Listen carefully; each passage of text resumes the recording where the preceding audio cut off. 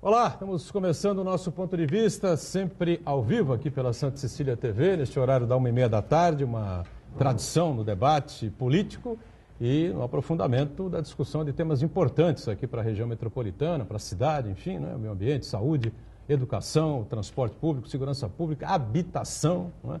Mais do que nunca a gente vai abrir um espaço muito importante aqui no ponto de vista para discutir, para debater este tema, não é? Porque afinal de contas todo mundo precisa ter um lugar decente, né?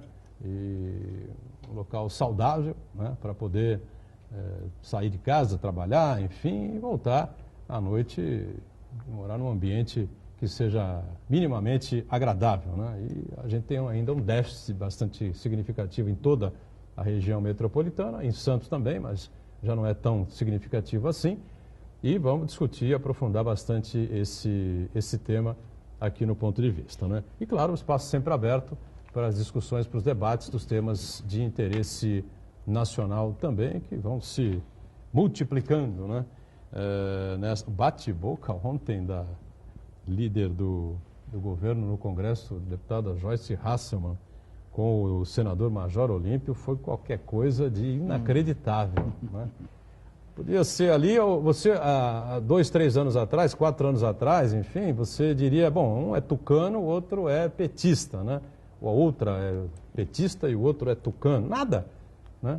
Os dois ali do PSL se achincalhando, se acusando de não cumprir o que foi combinado, a bancada foi traída e coisa que o vale, enfim, olha, a situação está muito complexa, muito difícil, ninguém entende mais nada. Afinal de contas, o presidente tem base ou não tem base?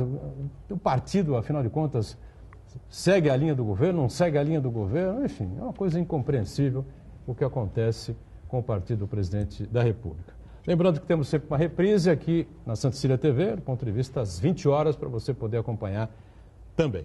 Eu falei muito sobre a questão habitacional e a gente vai aprofundar bastante esse assunto, esse tema aqui no programa, né? Já que a cidade vem recebendo aí novos investimentos, novas unidades, e quem está conosco nessa edição para explicar tudo isso é o presidente da Coab Santista, Maurício Prado. Tudo bem, Maurício? Prazer tê-lo aqui no ponto de vista. Boa tarde, Boturão, muito obrigado pelo convite. Boa tarde, professor Iberê, boa tarde, Marcos Santana, boa tarde a todos os telespectadores da TV Santa Cecília. E mais uma vez agradecer aqui o convite e vamos falar um pouco de habitação hoje aqui. É verdade. Obrigado ao Maurício por estar conosco. Professor Iberê, não é? Iberê Cirna, que é um especialista em marketing político, participa com a gente mais esta edição. E já pergunto para você logo de cara, Iberê, afinal de contas, por que é que membros, líderes do mesmo partido, que é o partido do presidente, brigam, se achincalham daquela forma no Congresso Nacional? Dá para entender isso, não? Dá, só para a gente... Nós temos que entender primeiro o que significa partido na democracia brasileira. Partido é partido mesmo. Partido é partido. O partido não segue absolutamente nada.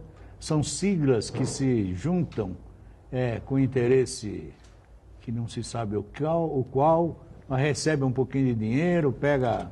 Mas partido mesmo, ter aquela cartilha do partido, fica completamente distante de qualquer ideologia.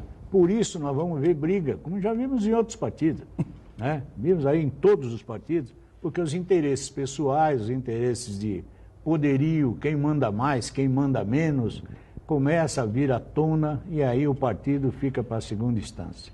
Mas não era assim normalmente? Fernando Henrique era presidente, o PT era oposição, batia, criticava, isso está tudo errado, não pode ser por esse caminho, não vamos votar e tal, não sei o que. Aí o pessoal do PSDB, os líderes do PSDB no Congresso, na Câmara Federal e no Senado defendiam o governo, tem que ser assim, está certo, vocês estão errados, vocês não sabem de nada, aquela confusão toda. Aí o Lula foi presidente e virou o disco.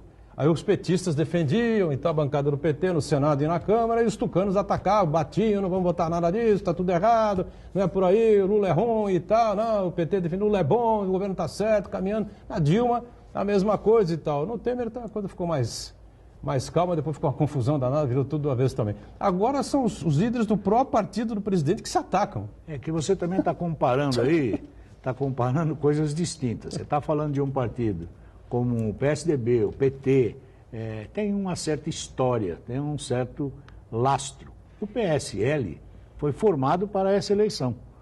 É um partido que não tinha absolutamente nada, nem candidato, nem pretendentes, nem nada. Se juntaram aí e, lamentavelmente, formaram um partido. Por isso vai dar essa guerra. Você não pode comparar isso com qualquer outro partido mais histórico, mesmo o PMDB, com todo a chincare que às vezes o PMDB recebe. Os líderes do partido PMDB estão lá de braço dado, estão se defendendo, acompanham. Agora, isso acontece com o PSDB, isso acontece com o PT, agora com o PSL, que foi um partido agora novinho. E se prestar atenção, vejam que os partidos novos sempre acabam brigando. Nós tivemos já um desavença aí no Novo, entendeu? Por quê? Porque não tem ainda consolidado essas lideranças. Muito bem, Marco Santana lá na ponta, sempre acompanhando as redes sociais, né, os assuntos que surgem aí pela internet, a sua participação que é sempre importante aqui com a gente no Ponto de Vista. Tudo certo por aí, Santana? Tudo certo. Boa tarde, Eduardo Buturão. Se me permite fazer um pequeno comentário sobre o PSL, apesar de ter um estatuto, estar registrado na Justiça Eleitoral, o PSL não pode ser considerado um partido político, né? Na verdade, é um aglomerado de pessoas que acabaram se elegendo, surfando aí na onda Bolsonaro, mais do que surfando na onda de ódio ao PT. Então, nós vemos no PSL, foram eleitos um ex-ator pornô, um príncipe, uma ex-jornalista e por aí vai, né? Quer dizer, é um balaio de gatos aí que não dá para ter identificar uma ideologia em comum entre eles, uma linha de pensar o Brasil. São pessoas que têm projetos pessoais, estão momentaneamente unidos em torno de uma única legenda. Inclusive, boa parte do partido não apoia as ideias defendidas pelo senhor Paulo Guedes, que nem algumas ideias do presidente Jair Bolsonaro. Então, o desfecho do PSL, que na verdade é o PRN do século XXI, a gente não sabe qual vai ser. Eu quero cumprimentar você que nos acompanha ao vivo, convidar você a participar também do programa, mandando sua pergunta, crítica, sugestão, pelo Facebook, Ponto de Vista, com Edgar Buturão, ou por e-mail, contato@pontodevista.tv.br. O programa pode ser acompanhado ao vivo pela internet, santaportal.com.br/tv. As edições anteriores do Ponto de Vista ficam disponíveis na internet também, no nosso canal no YouTube e na nossa página no Facebook. E você que vai acompanhar a reprise às 20 horas, uma boa noite. Boa noite para você que está na reprise, sempre lembrando, né, a reprise começa às 8 da noite, 20 horas, e o programa que é ao vivo termina às 14h30, e nesse intervalo pode ser que aconteça outro quebra-pau, né, no Congresso Nacional, na Câmara dos Deputados, envolvendo os membros do PSL, ou de sei lá que partido for, né? Porque é esquisito isso, né, Maurício? Você, claro, evidentemente acompanha também, não sei se viu essa cena ontem, porque a luta lá na área da habitação é sempre muito difícil, também muito complexa, mas eu falei com o Iberê, antigamente o PSDB era governo, o PT batia e os tucanos defendiam. Aí o Lula virou governo, depois a Dilma, os petistas defendiam e os tucanos batiam, se criticavam, enfim, eram oposição. Agora brigam entre eles mesmos do PSL, é uma coisa realmente que a gente não entende, né? Assim como o professor Iberê bem frisou, os partidos hoje estão um pouco diferentes, né, do que os partidos antigamente. Pelo que eu percebo ali, a disputa tem ocorrido dentro de alguns temas, né? Então, em alguns temas eles conseguem chegar em determinado consenso, em outros temas eles não chegam, né, em determinado consenso.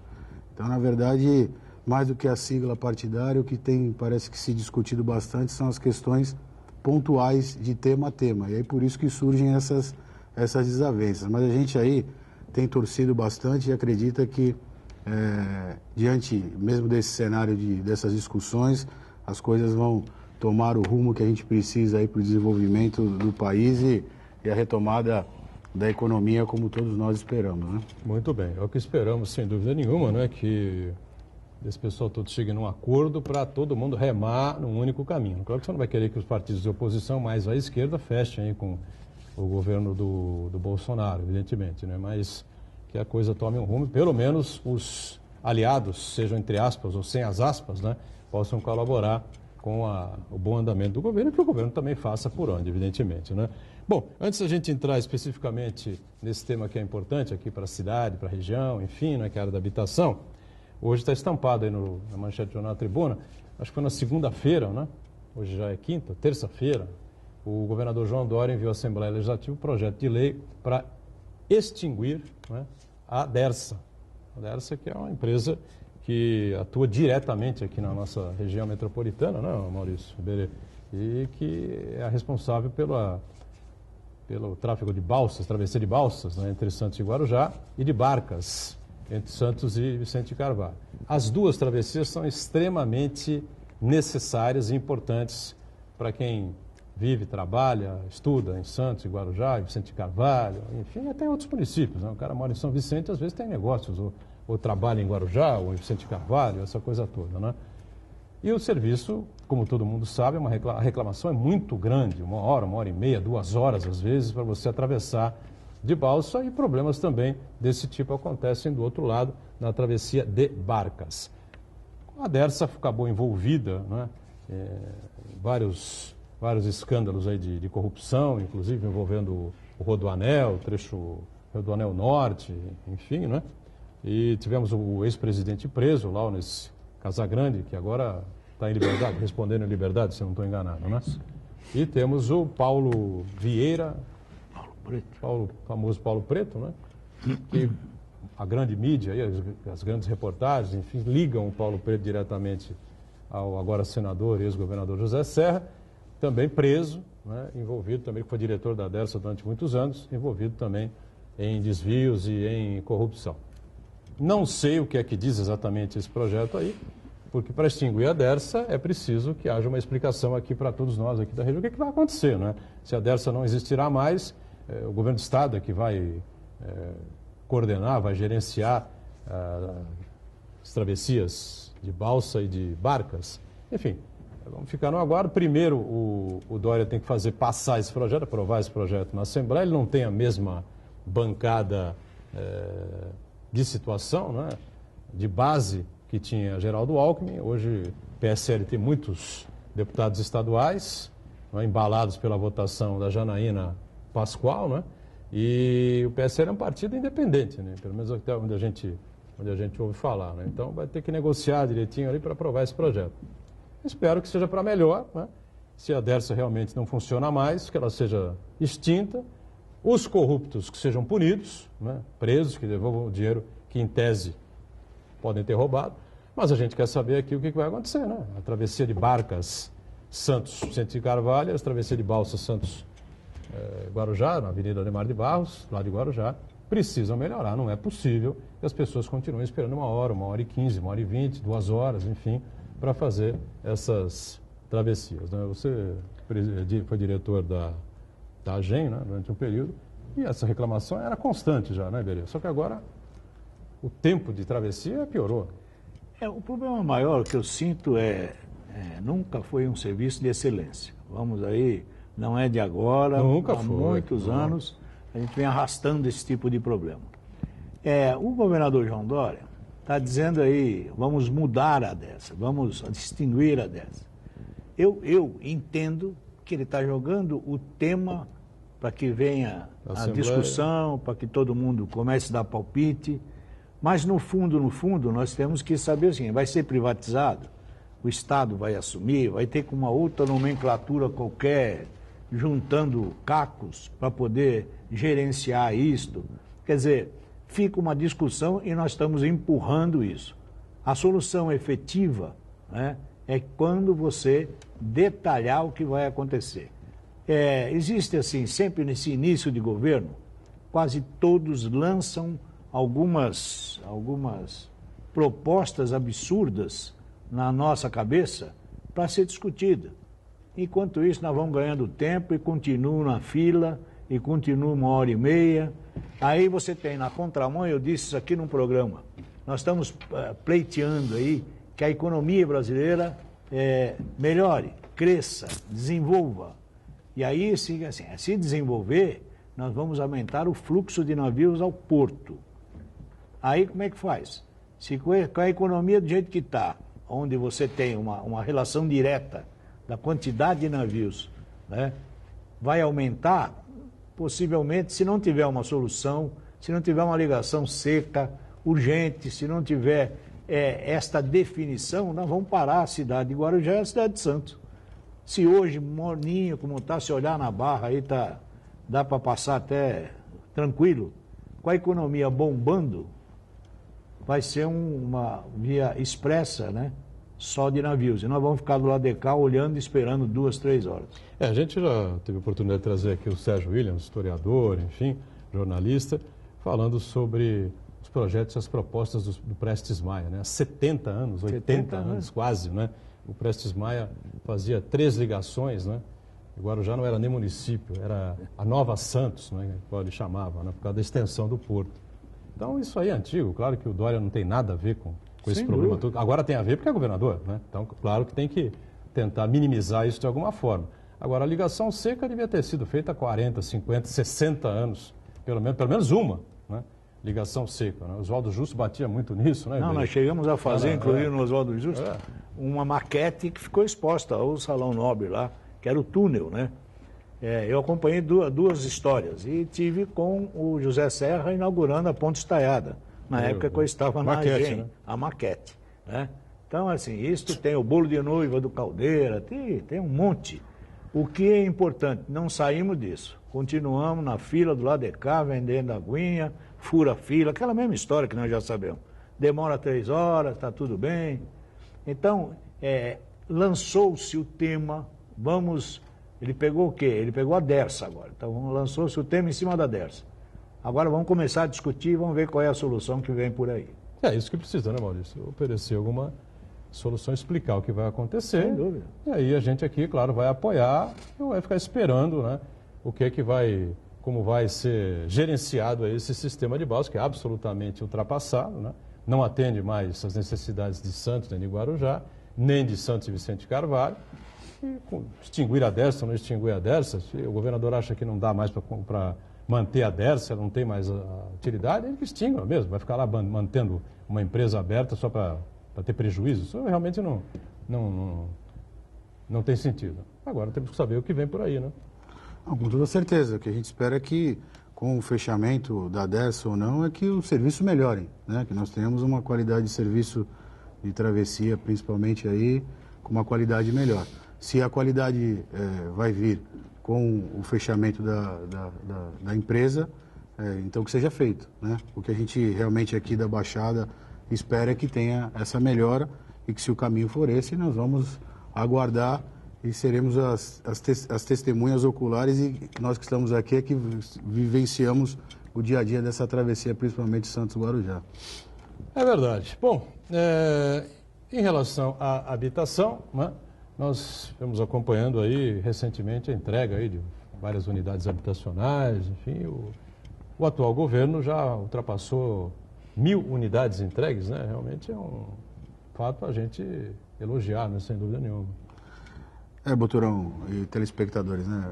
Desde 2013 que nós estamos no governo, o prefeito Paulo Alexandre Barbosa, e logo no começo do governo, a determinação do prefeito é que nós tivéssemos uma atenção bem forte aí na questão habitacional. E desde então a gente vem trabalhando para produzir unidades habitacionais e entregar, né?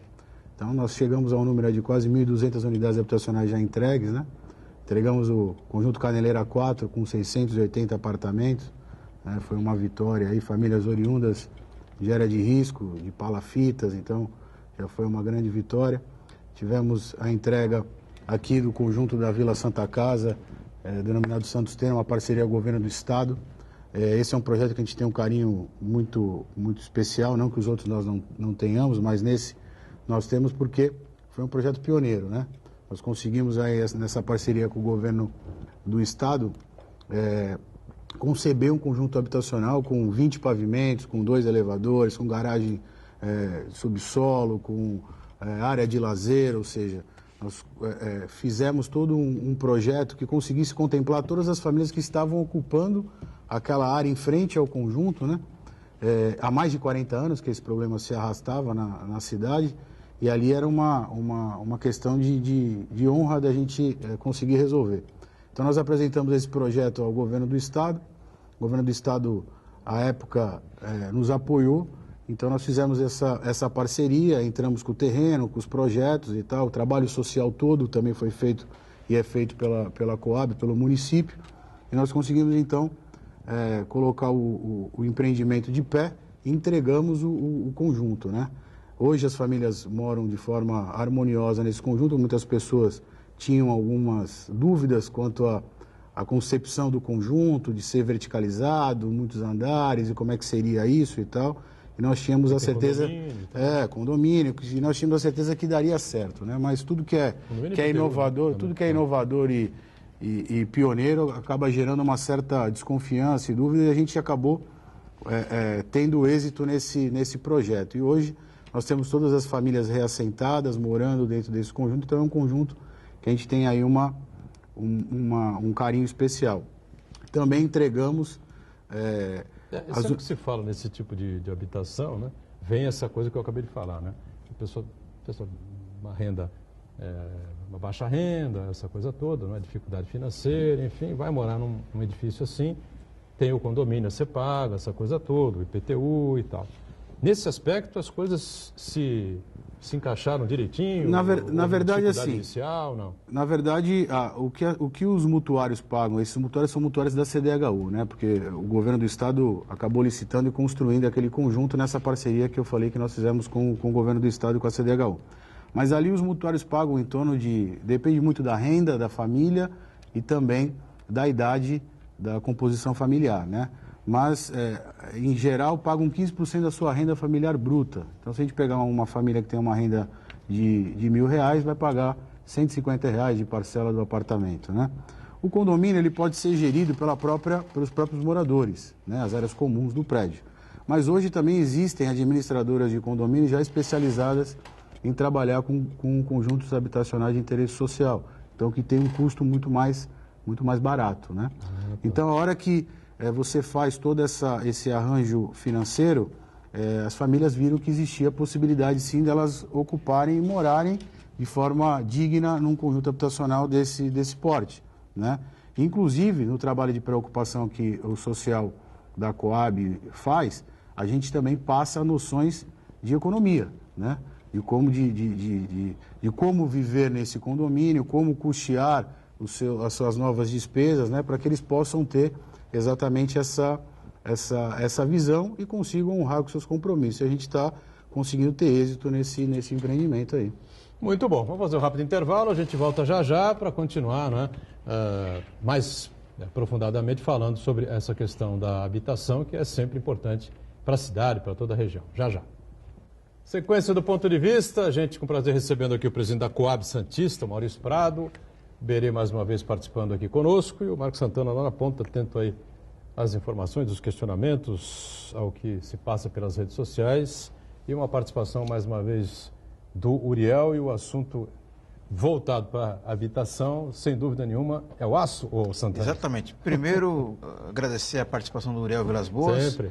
Primeiro, uma comunicação do Uriel que ele convida todos para a reunião intersindical hoje, às 16 horas, no Sintra Saúde, Avenida Ana Costa, 555, para debater a reforma da Previdência, o reajuste dos aposentados e a greve geral marcada para dia 14. Essa é uma reunião que vai envolver os sindicatos em geral? Isso, tá. Lá no Sintra Saúde. Sintra Saúde. E ele pergunta aqui para o nosso convidado, a Uzi Minas tem projeto habitacional com estrutura de aço. Como temos na Baixada Santista uma falta de 150 moradias, que tal negociar com a empresa a implementação de projetos nessa área? E mais? 150 moradias só? Mais, né? Habitacional? Não, são mais. Muito mais, né? Bom, cumprimentar o Uriel e dizer que, na verdade, o que a gente, quando trabalha com habitação de interesse social, essas obras são licitadas, né? E cada construtora busca ter o seu método construtivo, a sua metodologia de construção, obviamente para poder chegar no valor de disputa de licitação, né? Então, esses sistemas construtivos, ou com aço, ou com ferro, ou de alvenaria, ou de forma, ou seja, independente da tecnologia que é usada, as empresas é que acabam ditando o que é melhor para o mercado naquele momento, e nós o que visamos, na realidade, é a produção da unidade habitacional com um preço dentro do parâmetro da licitação, né? Obviamente que nada que venha a sair dos parâmetros normais de sistema construtivo. Desde que a gente tenha uma construção com qualidade para as famílias, tudo é bem-vindo dentro da tecnologia do sistema construtivo. Estávamos aqui conversando há algum tempo e o professor Iberê estava comentando a respeito de uma experiência que houve a respeito de aço, não é isso, professor? Eu já até comentei. Nós tivemos aí, já lá atrás, quando eu fiz parte, inclusive, da Coab, nós acompanhamos na Ilha Caraguatá um projeto junto com a COSIPA, na época, experimental, onde tem lá, inclusive, algumas casas construídas nesse método. Mas também nós entendemos que os métodos construtivos evoluíram. Hoje você tem outras formas de levantar um conjunto residencial. Então, não deixa de ser atrativo, mas na época existia uma fusão muito grande entre a própria Coab, né, e a COSIPA, que tinha interesse na época em estar como parceira da Coab. Hoje em dia, nós temos que lembrar que depois que terminou, lá para 85, mas antes terminou o BNH, você começou a criar uma certa dificuldade para a obtenção de verbas. Só para dar um exemplo, eu vou brincar aqui, se me permite, o presidente da Coab, ele é um caixeiro viajante, ele não é presidente da Coab. Sabe por quê? Porque, assim, nós temos um déficit habitacional e o Maurício viaja o dia inteiro, o mês inteiro. É para Brasília, é para São Paulo, é CDHU. Por quê? Porque hoje nós temos uma visão, um péssimo planejamento nacional para a habitação e as prefeituras, as Coabs, né, e é bom que se ressalte que Coab, se não me falha a memória, foi fundada em 65, é a primeira empresa metropolitana da região, que ela congrega alguns outros municípios. Então é assim, é difícil hoje você discutir preço. Então, quando você tem métodos construtivos que vão baratear, estão dentro da possibilidade, é o que dá. Então, por isso que o aço fica um pouco difícil não tendo esta parceria, como nós tivemos lá atrás com a COSIPA. A coisa é complicada, viu? Só pegando, passo já a palavra ao Santana, a gente tem aqui um gráfico que foi divulgado, se pegar uma colinha que na tribuna de ontem. Veja que uma coisa é difícil, hein? Questão habitacional, né, Maurício? Entre 1980 e 1984, Paulo Barbosa era o prefeito, né? O último prefeito nomeado aqui de Santos. Foram construídas 5.511 unidades. De 85 a 88, com Oswaldo Justo, 48 apenas, né? Aí de 89 para 92, Thelma de Souza, 34 unidades. Esse número melhorou muito no governo Davi Capistrano, 93 a 96. 765 unidades foram construídas e entregues aqui em Santos. Depois o governo Beto Mansur caiu um pouco, primeiro mandato para 600 unidades, no segundo diminuiu ainda mais, 412 apenas. Subiu no governo do ex-prefeito Papa, 2005 a 2008, 903 unidades, mais 712 no segundo mandato, 2009 e 2012, e agora melhorou também no governo do Paulo Alexandre, 2013 até agora, 2019, já foram 1.146 unidades, né? Eu não sei qual foi a explicação para essa queda brusca, né, no governo do Justo e no governo da Thelma, né? O Justo faleceu, evidentemente, a gente não pode conversar com ele mais, mas a Thelma está aí, se ela puder enviar alguma explicação, a gente fica aí aberto, né, para que a ex-prefeita, ex-deputada, hoje vereadora aqui em Santos, que se quiser mandar aí alguma informação a respeito dessa inúmera, para a gente ver como a coisa é complicada, é difícil. Diga, Santana. Eu queria colocar uma questão em relação a projetos habitacionais, que é a urbanista Heloísa, o nome dela é Hermínia Maricato, ela é professora da Faculdade de Arquitetura e Urbanismo da USP, e curiosamente é a pessoa ligada ao Partido dos Trabalhadores, e ela faz sérias críticas ao projeto Minha Casa Minha Vida, a essência do projeto em si. Ela argumenta que, na verdade, o projeto ele cria um problema muito maior do que apenas entregar as unidades populares. Porque na escolha das áreas onde esses núcleos vão ser construídos, normalmente são áreas muito periféricas, áreas muito afastadas dos centros urbanos, e acaba eles são escolhidas justamente pelo preço do terreno em si, né? São áreas muito baratas, muito afastadas dos centros urbanos. Então, acaba forçando o poder público a incorporar esses conjuntos habitacionais à rede pública de serviços, né? Criar posto de saúde, depois construir casa, criar linha de transporte coletivo, da estrutura de segurança pública. Isso aí acaba ficando muito mais caro do que a entrega as unidades habitacionais em si. E, além disso, cria um problema mais para o trabalhador, que eles são obrigados a ficar 1 hora, 2 horas, para sair da sua residência para o seu local de trabalho, né? Então, eu queria saber do Maurício se essa questão ela deve ser levada em consideração a futuros projetos habitacionais em Santos, tendo em vista até que em Santos, por exemplo, temos uma área muito ociosa ali no centro histórico de Santos, na parte ali do Paquetá, do Valongo, que poderia abrigar projetos habitacionais, em vez de investir em outros núcleos habitacionais, em áreas afastadas como a Zona Noroeste, a área continental de Santos e assim por diante. Diga, Maurício. Professora Hermínia, quando se refere ao programa Minha Casa Minha Vida, nesse contexto de construção de conjuntos habitacionais em áreas afastadas, obviamente que está fazendo uma análise do programa no âmbito nacional, né? Aqui na nossa cidade, o maior exemplo, embora não seja Minha Casa Minha Vida, mas dessa condição de buscar fazer com que as famílias que estão morando em submoradia tenham a sua moradia digna próxima ao local ou dentro de uma região onde tenha serviços públicos estruturados, é a própria Vila Santa Casa. Nós tivemos esse case de atravessar as famílias de rua. Elas atravessaram a Senador Feijó, saíram do lado da Senador Feijó, atravessaram para o outro. Todas as crianças que estudavam nas escolas onde já estavam matriculadas se mantiveram nas mesmas escolas. Os agentes de saúde que atendiam a comunidade continuam atendendo, só que agora do outro lado da rua, né? Esse é o grande ideal.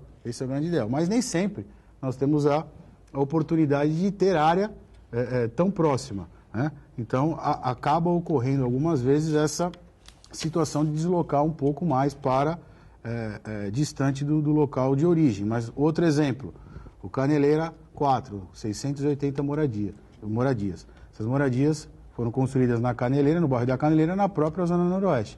E as famílias que vieram para o Caneleira são famílias da própria Zona Noroeste. Então a gente busca ter essa questão desse atendimento aos locais próximos. Eu não falei aqui, não cheguei a mencionar, nós entregamos agora, no começo desse ano, em 2019, 128 apartamentos no Morro da Nova Sintra, Santos R.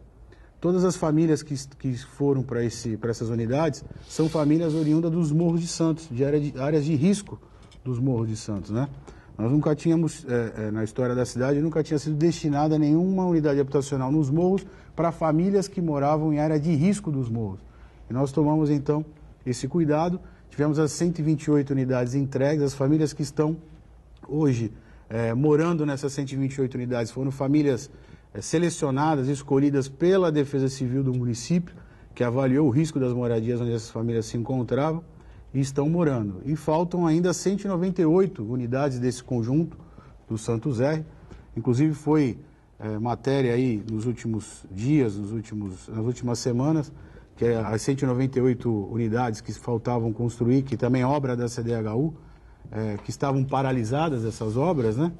E ontem mesmo, numa live, o prefeito divulgou, e nós então, em interlocução, o prefeito determinou aí que a gente tivesse uma interlocução com a CDHU, com o governo do estado, interlocução com a CDHU, o governo do estado, eles publicaram a licitação para a contratação das últimas 198 unidades desse conjunto, que são 326 apartamentos, 128 entregues, e faltavam 198. A obra realmente estava paralisada por uma questão de apontamento do Tribunal de Contas. Houve algum apontamento por parte do Tribunal de Contas junto à CDHU. A CDHU achou por bem interromper esse contrato, distratou, a obra paralisou e eles soltaram essa licitação. Foi publicada no sábado, agora que passou, com previsão de abertura dos envelopes no dia 28 desse mês. Então, doutor, no dia 28 desse mês, abre os envelopes para o término dessas 198 unidades e conversando lá com o pessoal da CDHU, com a diretoria da CDHU, eles estimam mais 12 meses. Portanto, a gente aí nos meados aí do meio do ano que vem, a gente deve estar entregando mais 198 apartamentos lá no Morro da Nova Sintra para atender essas famílias de área de risco dos morros. Portanto, voltando ao tema, Marcos, a gente busca aqui, sim, atender as demandas próximas à construção dos conjuntos. E isso nos facilita exatamente pela rede de serviços que temos. Mas, muitas vezes, quando o conjunto se torna concebido numa área um pouco mais afastada, obviamente que não dá para mudar as famílias sem que haja uma estrutura de serviços públicos. Então, tivemos um problema assim quando o Estado criou aquele projeto de preservação da Serra do Mar. Serra do Mar. A gente tinha um problema com os bairros Cota, enfim, uma confusão danada em Cubatão, porque as famílias eram removidas e algumas delas ficaram ali por Cubatão, em outros bairros, evidentemente, em outros locais, mas muitas foram parar em Itanhaém ou Peruíbe. Eu estive lá acompanhando. Você foi lá? Na época eu estava na agência. Isso que eu ia falar. Criou, né? Isso. Não foi? Então, assim, o que nós temos que também prestar atenção é a dificuldade de áreas disponíveis. Nós temos, assim, uma dificuldade muito grande, a região toda, de áreas disponíveis. Primeiro, pela preservação da Mata Atlântica. Eu acompanhei, na época, estava na AGEM, eu acompanhei a remoção dos bairros cotas, e nós tivemos um grupo, eu me lembro que até a prefeita Márcia Rosa. A Márcia Rosa ficou sem muita alegria de ver o seu povo dali ter que morar em Itanhaém. Quer dizer, é um conjunto muito bom, mas se deslocou o indivíduo. Por quê? Porque não tinha área. Crítica, né? quanto mais, né? Entendeu? Não tem mais. A dificuldade é você encontrar áreas próximas à região. Nesse caso que o Maurício está colocando aqui da Santa Casa, você tinha área, brigou-se por aquela área. Como teve o Estradão, ficou quanto tempo parado lá, a discussão, aquilo até que virou. Então, assim, você tem. Quando você mexe no cortiço do centro da cidade, você tem uma contramão também nisso aí, que é a preservação daqueles casarões, para onde vai esse povo. Quer dizer, essas discussões sobre habitação são muito delicadas, né? Muito delicadas. E aí você tem o quê? Com a fórmula que se constrói hoje, você depende da união do Estado. O município é a última parcela. O município está aqui embaixo. Então nós precisamos ainda um pouquinho do Minha Casa Minha Vida, precisa do CDHU. Agora, quando você vai para o interior, nós aqui em qualquer viagem, você cansa de ver conjuntos habitacionais ao longo da estrada, que você fica de boca aberta, porque eles têm terreno. Região de Campinas é uma coisa eles têm terras, né? Eles têm terrenos ali disponíveis, entendeu? Nós temos uma dificuldade até porque estamos numa ilha, né? Santos especificamente. Vamos para mais um intervalo, já a gente volta para continuar falando sobre habitação, os projetos importantes aí que tem a Coab Santista e os últimos projetos, as últimas unidades foram entregues também aqui na cidade, além de aprovação na Câmara Municipal recentemente da possibilidade da Prefeitura comprar aí uma nova área, um novo terreno no Estradão, que possibilitará a construção de mais outras unidades habitacionais aqui para a cidade. Já. Muito bem, sequência aqui do nosso ponto de vista, a gente segue aqui na linha da habitação com o presidente da Coab Santista, Maurício Prado, e eu sei que você quer falar do Tancredo, você vai falar do Tancredo já, mas eu queria que você explicasse então esse projeto, essa aprovação aí na Câmara, para que a Prefeitura possa adquirir, possa comprar mais uma área lá no Estradão, né? E qual é o tamanho da área, a importância disso e o que é que pode ser realizado lá em termos de habitações para as pessoas de uma renda mais baixa, não, mano? É verdade, Boturão. A gente teve essa semana na Câmara a aprovação da autorização para a compra de uma área. Esse é objeto de um convênio assinado com o governo do Estado, que repassou recurso para que a gente pudesse fazer a compra dessa área. Uma área no Estradão, ali na Zona Noroeste, uma área contínua ali, contígua ali ao conjunto que já existe ali. Uma área que tem pouco mais de 15 mil metros quadrados e tem um potencial aí de em torno de 900 unidades habitacionais. Uma área que hoje está em nome da Caixa Econômica Federal, a proprietária é a Caixa, tinha um outro proprietário, hoje é a Caixa, e a gente está em fase final de tratativas com a Caixa Econômica Federal para a compra dessa área, então, que vai acabar revertendo aí, após essa compra, em mais aproximadamente aí 900 unidades habitacionais, que vai ser mais um 900 unidades? Vai ser mais um ganho enorme para a cidade aí, para diminuir o nosso déficit. Então, dizer do esforço aí do nosso prefeito Paulo Alexandre, não só no caráter geral da habitação, mas o esforço dele nessa questão da aquisição dessa área aí, como em todas as áreas que ele tem atuado, mas essa aí é mais um ponto aí para a nossa administração, e ele foi extremamente exigente e foi extremamente eficiente na ação para que a gente pudesse então para que a gente pudesse então iniciar esse processo de compra dessa área. Tancredo Neves, você queria... voltando um pouco ao tema aí, né? do bloco passado, quando se fala dessa questão, o professor Iberê foi muito cirúrgico quando disse que a gente realmente tem a questão de ausência de áreas, né? E quando a gente fala ausência de áreas, são ausências de áreas que têm um potencial de produção de unidade habitacional que seja atrativo. E também não dá para se falar, a gente mora numa região metropolitana, né? Se fala muito em metropolização, em questões regionais, então as pessoas que moram assim, em cidades vizinhas, moram no Guarujá, trabalham em Santos, moram em São Vicente, trabalham em Peruíbe e assim vai, então tem toda a questão da mobilidade, o professor Iberê também sabe muito bem, porque passou pela AGEM, e a AGEM é quem detecta todas essas situações, e não dá para falar também, e não só das pessoas morarem numa cidade e trabalharem ou estudarem em outra, mas muitas vezes a gente identifica áreas em cidades próximas, né? A Coab, como também aqui já foi dito, é uma companhia que tem caráter metropolitano, né? E nós então tínhamos um terreno em São Vicente, continuidade do Tancredo 1 e 2, que é o Tancredo 3, né? E então nós fizemos ali com o São Vicente, no terreno, nós fizemos a doação da metade do terreno para São Vicente. São Vicente edificou 1.120 unidades habitacionais e agora nós iniciamos as 1.120 unidades para Santos, né? Era uma obra que nós tínhamos iniciado no PAC, também um trabalho aí do prefeito Paulo Alexandre, nós conseguimos aí fazer essa obra migrar do PAC para o Minha Casa Minha Vida, que é um programa muito mais vantajoso. Além de migrar para o Minha Casa Minha Vida, nós conseguimos recursos do aporte do Casa Paulista para complementar a produção dessas unidades. E ela já está, esse conjunto, o Tancredo Neves 3, a parte de Santos já está em andamento, a obra já está evoluindo, né? Já está em ritmo acelerado de obra. A gente tem uma previsão de entrega das primeiras unidades aí para o ano que vem, né?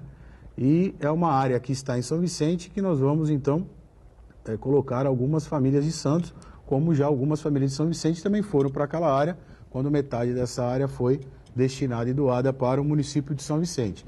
E, obviamente, que nesta área, embora ela seja a continuidade do Tancredo 1, do Tancredo 2, o bairro já existe ali, já existe toda uma rede de serviço, mas quando você coloca novas famílias, você tem que estruturar, né? Então, obviamente que esses conjuntos vão ser contemplados com equipamentos públicos que suportem essas novas famílias nesse novo local, mas não só as famílias de Santos, mas também as famílias de São Vicente que já estão morando lá. Curioso, o PAC, a gente lembra do PAC, o programa, né? Programa de Aceleração do Crescimento. Vê se tem cabimento isso.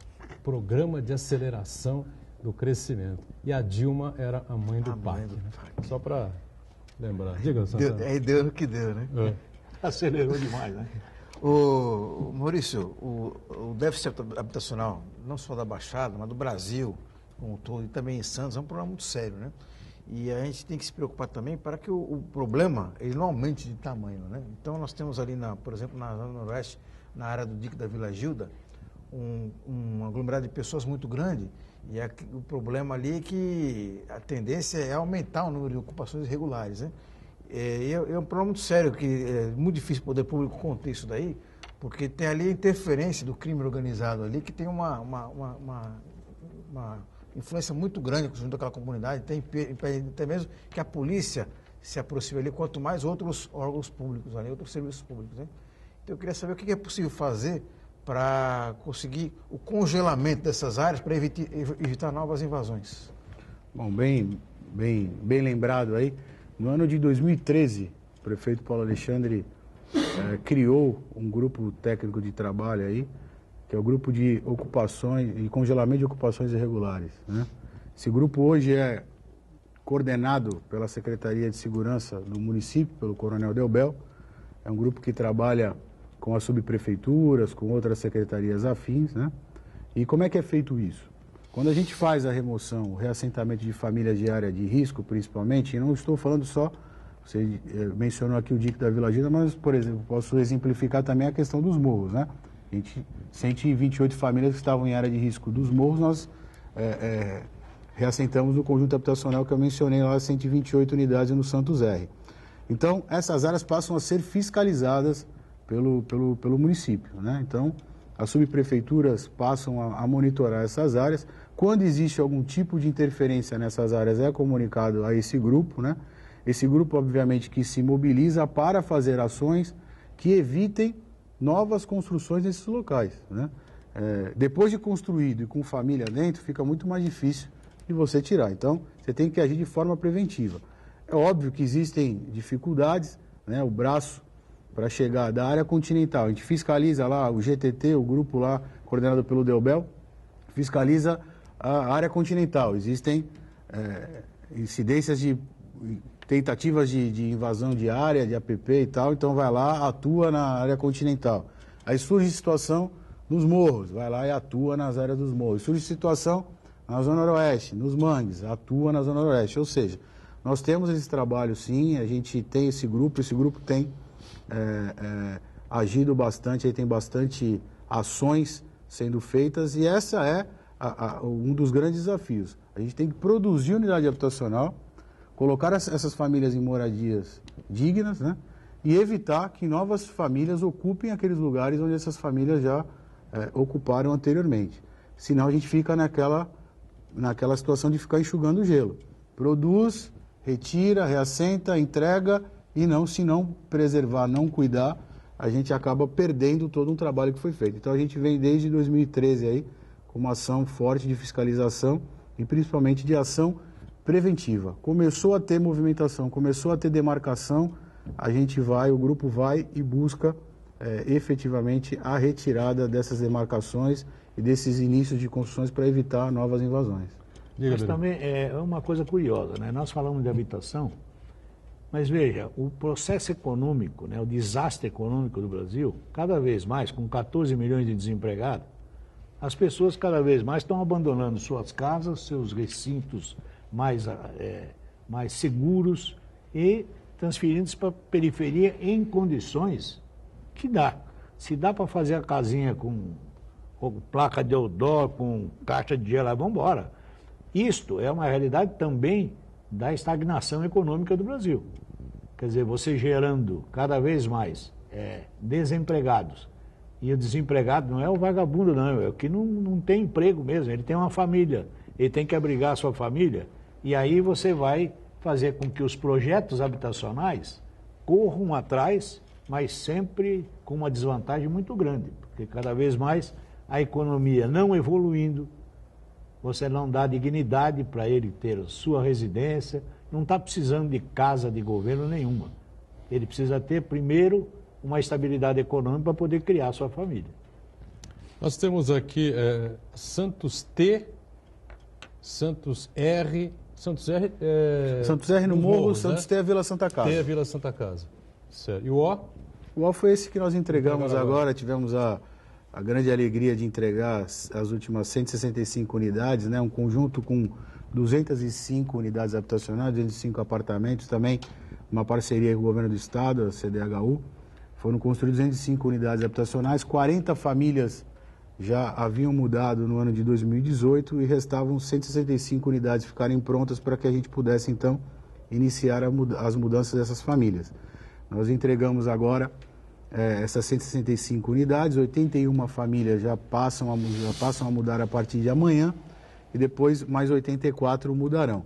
As famílias são famílias oriundas de área de risco ali do próprio Jardim São Manuel, esse conjunto é no São Manuel, naquela região ali da rua João Carlos da Silva, famílias que estão em área de risco socioambiental e a sua grande maioria em palafita. Então, são famílias que nós estamos tirando também de condição de moradia que não é uma condição digna e transformando a vida dessas pessoas, dando essa moradia digna e segura. Então, para nós foi um grande avanço, aí, uma grande satisfação poder entregar também essas unidades nesse são casas, conjunto. Isso? Não, são apartamentos também. Né? São apartamentos. Ah. Maurício, parece que em Santos os conjuntos habitacionais recebem uma letra do alfabeto para designar a sua localidade, né? Vamos ver se em pouco tempo a gente tem o feliz problema de que não tenha mais letra do alfabeto para denominar os conjuntos e tenha mais casas populares entregues para a nossa população, né? Essa é a nossa intenção, a gente tem trabalhado para isso, o prefeito tem já nos determinou aí, não só, já entregamos essas quase 1.200 unidades, tem mais 1.120 em obra já o Tancredo, né? E nós temos aí 820 unidades habitacionais licitadas ou em licitação, né? Então, nós temos unidades que já foram alvo de convênio com o governo do estado e que foram licitadas e também em licitação. As que estão em licitação são as 198 que eu disse que agora o governo do estado soltou essa licitação, publicou no sábado, que encerra dia 28, são as que estão em licitação. E as licitadas nós temos aí os conjuntos que serão construídos uma é na faixa que a gente chama de faixa da União, outra que a gente chama ali no bairro de Jabaquara, uma outra no bairro de Jabaquara, são 300 unidades. Esse da faixa da União são 132 unidades habitacionais, né? Tem outro que a gente denomina de Bananal, mas fica ali na Caneleira, bem próximo ao campo do Jabaquara, que são mais 140 unidades habitacionais, né? E também no centro da cidade são 50 unidades habitacionais, um terreno que era da própria CDHU, que a gente identificou esse terreno. Essa licitação também foi alvo de abordagens aí. Ela houve o cancelamento por parte da CDHU dessa licitação, porque a empresa vencedora dessa licitação estava com algum problema de documentação, segundo a CDHU nos passou, certidões, aquelas coisas todas. Então a CDHU achou por bem cancelar essa licitação e nos próximos, segundo as informações que nós temos, nos próximos dias aí, eles devem estar lançando essa licitação novamente. Então, além dessas quase 1.200 entregues, mais 1.120 em obra, a gente já tem aí entre licitação e licitada, mais essas 820 unidades habitacionais. Então, a gente tem trabalhado bastante, Marcos, para poder produzir e mais do que colocar letra nesses conjuntos habitacionais, fazer com que essas famílias que estão hoje necessitando dessas unidades habitacionais, que venham até a sua moradia digna. E essa é a determinação do nosso prefeito e é que a gente vem buscando fazer e temos trabalhado bastante para isso. 8.000, 9.000 unidades habitacionais seria o déficit aqui da cidade ou não? Não, na verdade, a gente tem o último levantamento do IBGE fala em quase 11.000 unidades. Ainda 11.000? Fala em 11.000 unidades. A gente...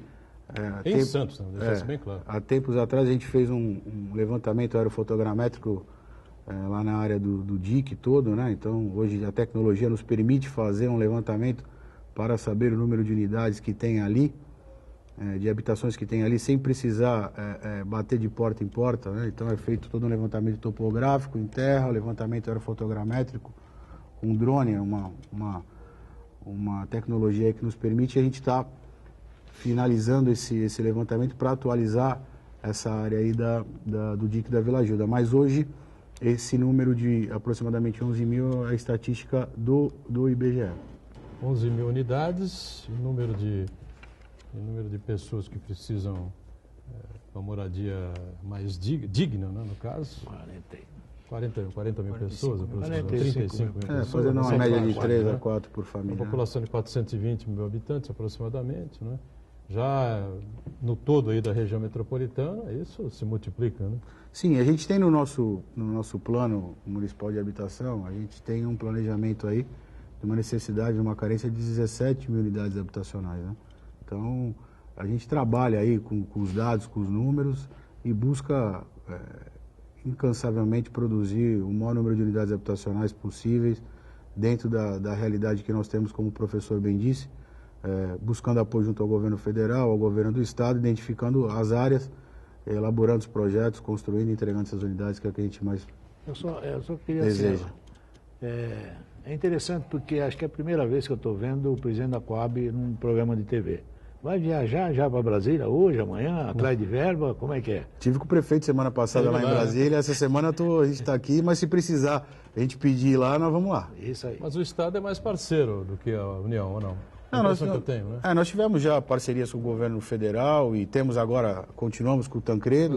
Mas é a gente- mais fácil com a CDHU. A gente tem tido boas assim? parcerias sim com a CDHU e o governo federal está nos ajudando aí, principalmente no Tancredo.